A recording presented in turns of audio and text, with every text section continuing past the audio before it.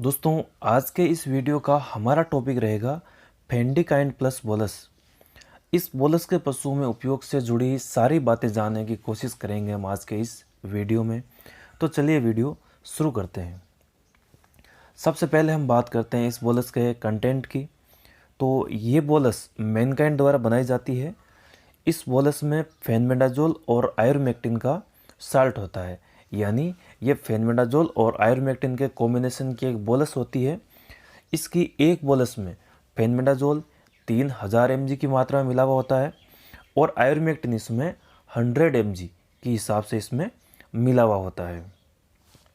इस बोलस के हम पशुओं में उपयोग की बात करें तो ये पशुओं में डिवॉर्मिंग का काम करती है, यानी पेट के कीड़े मारने में उपयोगी एक बोलस है।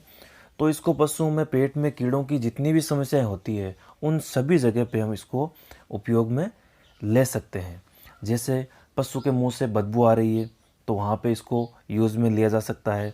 पशु के गोबर में बदबू आ रही है या गोबर में म्यूकस आ रहे हैं, तांते आ रहे हैं, तो वहाँ पे भी इस बोलस को उपयोग में ले सकते हैं। या पशु में आधा पचा हुआ गोबर आ रहा है, उसके खाने का सही से पाचन नहीं हो रहा है, जो गोबर है वो आधा पचा हुआ ही बाहर आ रहा है, तो वहाँ पे भी इस बोलस को उपयोग में ले सकते हैं। यानी पेट में कीड़े मारने की जितनी भी स्थितियाँ होती है उन सभी में इसको उपयोग में ले सकते हैं।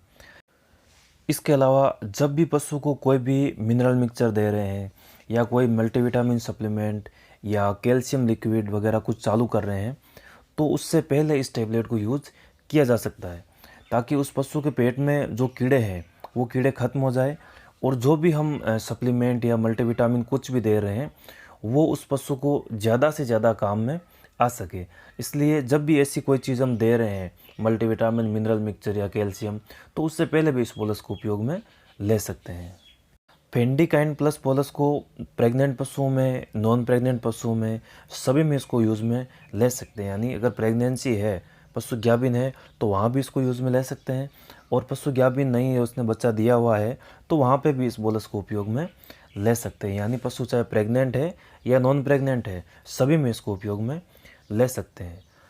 जब इस बोलस को पशुओं में उपयोग करते हैं तो कुछ समय के लिए खाना पीना कम होना या बंद करना या उसमें डायरिया होना, ये चीज़ें हो सकती है। हालांकि थोड़ा टाइम बाद में ये अपने आप सही हो जाती है।